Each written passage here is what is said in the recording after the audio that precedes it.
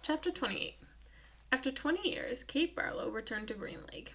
It was a place where nobody would ever find her, a ghost town on a ghost lake.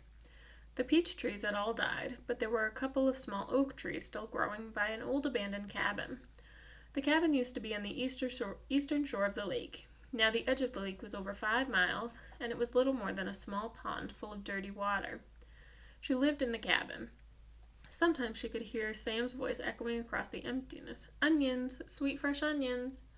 She knew she was crazy. She knew she'd been crazy for the last 20 years. "Oh, Sam," she would say, speaking into the vast emptiness. "I know it is hot, but I feel so very cold. My hands are cold, my feet are cold, my face is cold, my heart is cold."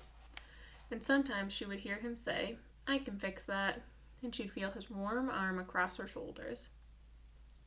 She'd been living in the cabin about 3 months when she was awakened one morning by someone kicking open the cabin door. She opened her eyes to see the blurry end of the rifle 2 inches from her nose. She could smell Trout Walker's dirty feet. "You've got exactly 10 seconds to tell me where you've hidden your loot," said Trout, "or else I'll blow your head off." She yawned.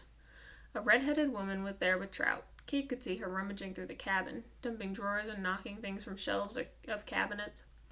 The woman came to her. "Where is it?" she demanded. "Linda Miller?" asked Kate. "Is that you?" Linda Miller had been in the 4th grade when Kate Barlow was still a teacher. She had been a cute, freckle-faced girl with beautiful red hair.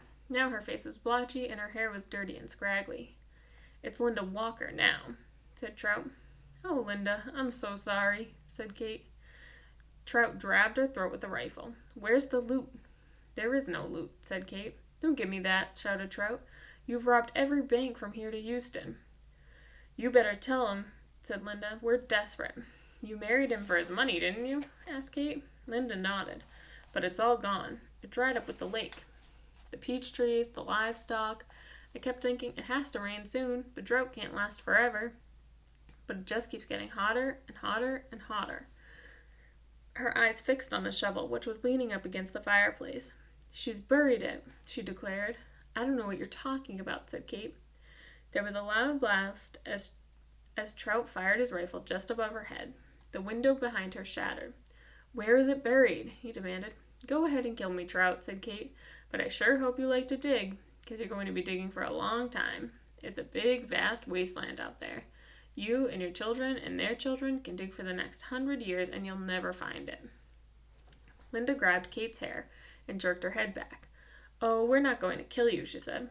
"But by the time we're finished with you, you're going to wish you were dead." "I've been wishing I was dead for the last 20 years, said Kate. They dragged her out of bed and pushed her outside. She wore blue silk pajamas. Her turquoise-studded black boots remained beside her bed.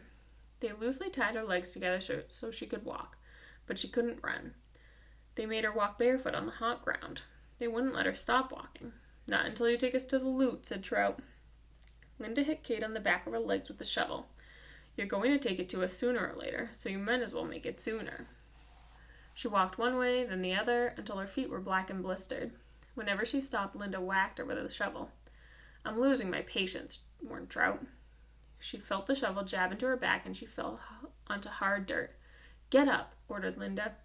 Kate struggled to her feet. "We're being easy on you today," said Trout. "It's just going to keep getting worse and worse for you until you take us to it." "Look out," shouted Linda. A lizard leaped toward them. Kate could see its big red eyes. Linda tried to hit it with the shovel, and Trout shot at it, but they both missed. The lizard landed on Kate's bare ankle. Its sharp black teeth bit into her leg.